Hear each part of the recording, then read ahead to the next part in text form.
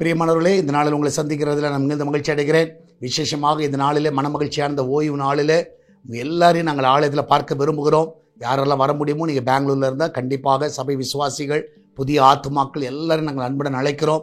எல்லாரும் வந்து பங்கு பெறுங்க. இந்த நாள் நமக்கு விசேஷமாக எல்லா ஆராதனை முடிவிலும் 6 o'clock, 8 o'clock, 10 o'clock காலையில் 3 ஆராதனையும் ஈவினிங் 6 o'clock இருக்குது. எல்லா ஆராதனை முடிவிலும் திருவிருந்து பரிமாறப்படும். அதற்காக நீ ஆயத்தமாய் வாங்க.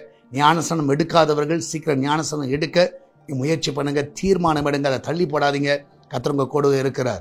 இந்த நாளில் கர்த்தர் நமக்கு கொடுக்கிற வார்த்தை சங்கீதம் 135 சங்கீதம் 2வது வசனம், சாம்ஸ் 135 verse 2.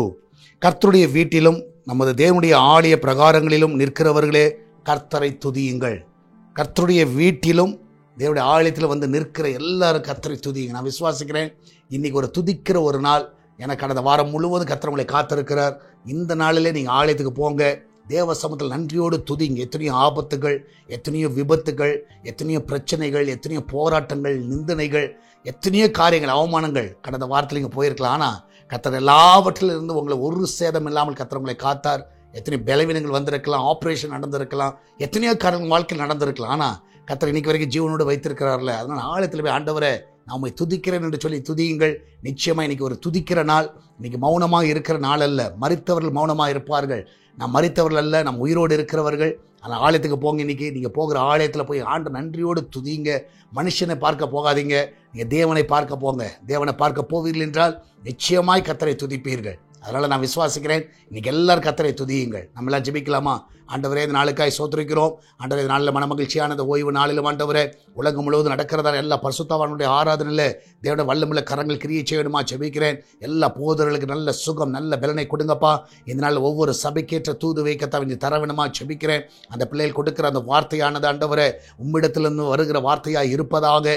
அதை ஜனங்கள் கேட்கிறவர்கள் ஜனங்களுடைய இறுதியங்கள் ஆண்டவரே கத்தாவை கிழிக்கப்படுவதாக. என் ஆண்டவரே கத்தா அதை ஏற்றுக்கொள்ள உதவி செய்யுங்க. அதன்படி நடக்க உதவி செய்யுங்க. என் தேவன் தாமே இந்த நாள் ஒவ்வொரு ஆசீர்வதிக்க விடுமா ஜெபிக்கிறேன். இதனால் எஸ்தர் திருச்சபைக்கு வருகிற பிள்ளைகள், யூடியூப் வழியாக பார்க்கிற பிள்ளைகள், டிவி வழியாக பார்க்கிற பிள்ளைகள் எல்லாரும் ஆசீர்வதிங்கப்பா. இந்த நாளில் அவர்கள் உண்மை துதிக்கட்டும் ஆண்டவரே.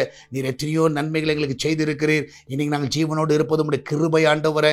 இந்த நாளில் தேவனுடைய ஆலயத்தில் வந்து எல்லாரும் துதிக்கத்தக்கதாக ஆண்டகத்தாவே உங்களுடைய சமூகத்தில் கத்தாவை களி கூறத்தக்கதாக உதவி செய்வீராக. எல்லாருடைய பிரச்சனைகளுக்கு விடுதலை தருவீராக. ஆண்டகத்தாவே ஆராதிக்கும் பொழுது ஆண்டவரே உண்மையாகவே எங்கள் பிரச்சனைகளுக்கு ஒரு விடுதலை உண்டு.